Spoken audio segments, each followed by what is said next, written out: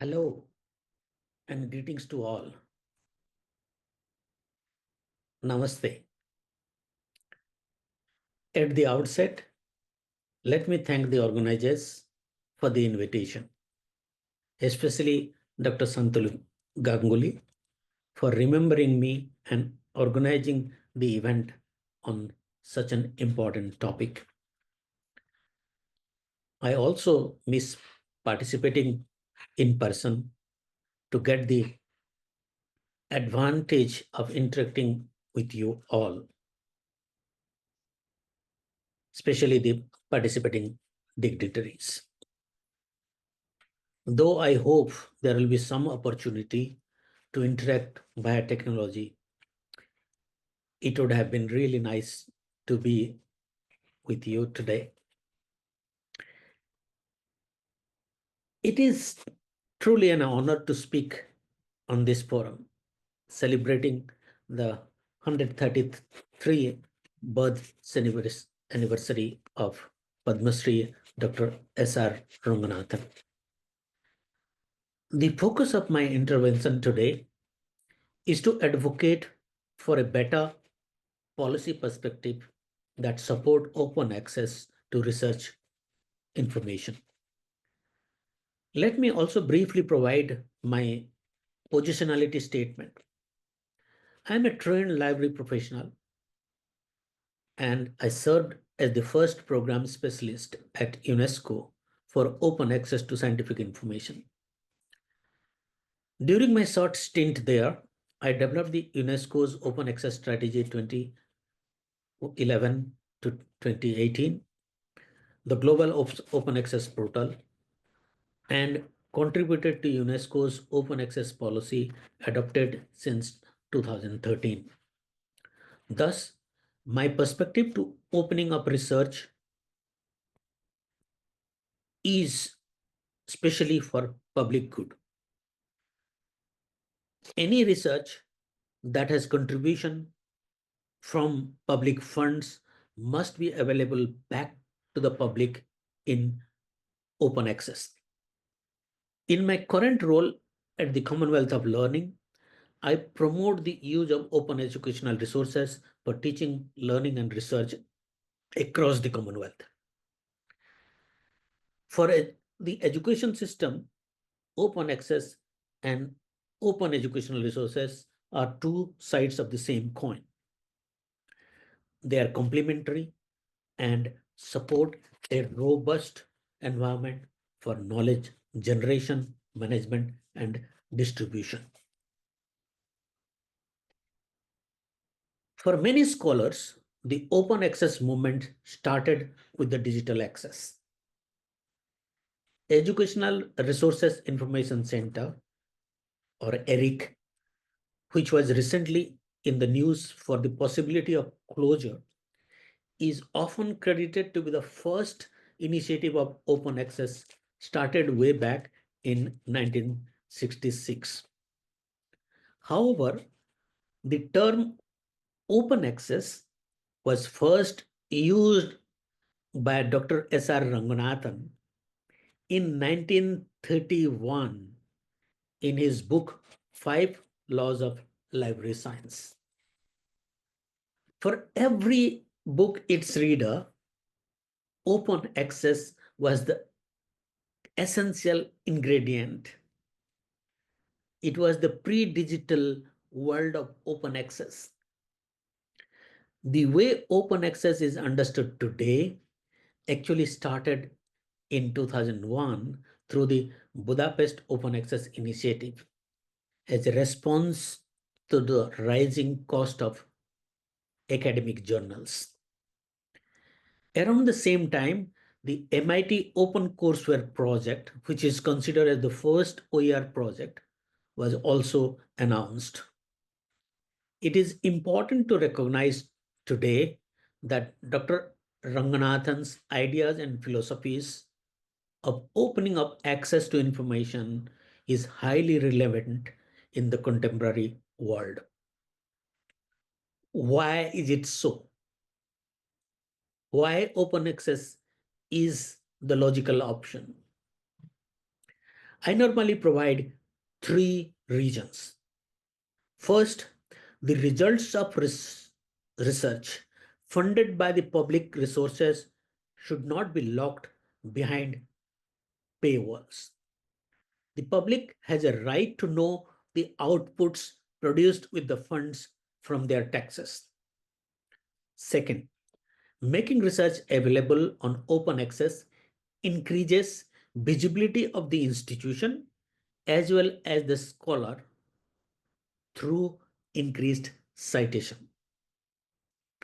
Sometimes to the extent of 3 times more than closed access publications.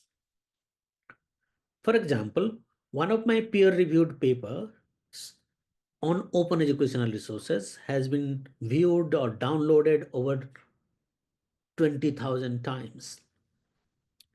Third, open access also gives the flexibility and freedom to the authors to share their work with a suitable open license for of their choice, which means as copyright holder of the work, the authors decide how the work will be accessed and used by others. Now let me turn to something else. What are the key problems of opening up research? Why it is not as widespread, at least in India, as we would like to? First, the scholarly communication process that is controlled by the closed access mega publishers. While perpetual access is available for most publications, the process is not often straightforward for subscription based digital resources. Many of the scholarly journals are also now publishing in open access with payment of publication fees. The cost and economics of the scholarly publication system plays a key role in the whole process. This is, of course, changing, but slowly. It also brings in the issue of predatory journals, where low quality open access journals disturb the overall scholarly communication system. However, most peer-reviewed journals also allow sharing the accepted manuscript through institutional repositories, often called the green open access route. Unfortunately, most higher education institutions do not have institutional repositories to share research work produced by their faculty.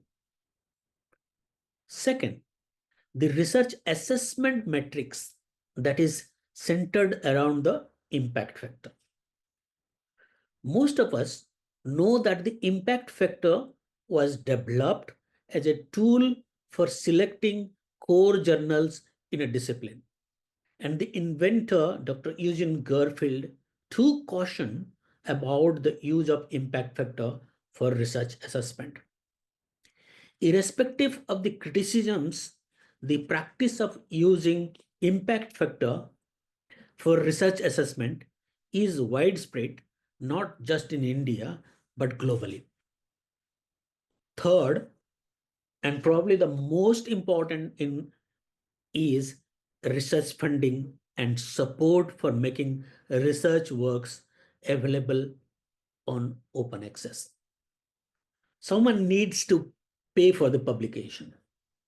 So funding agencies must consider open access publication fee as part of genuine and legitimate research expenses.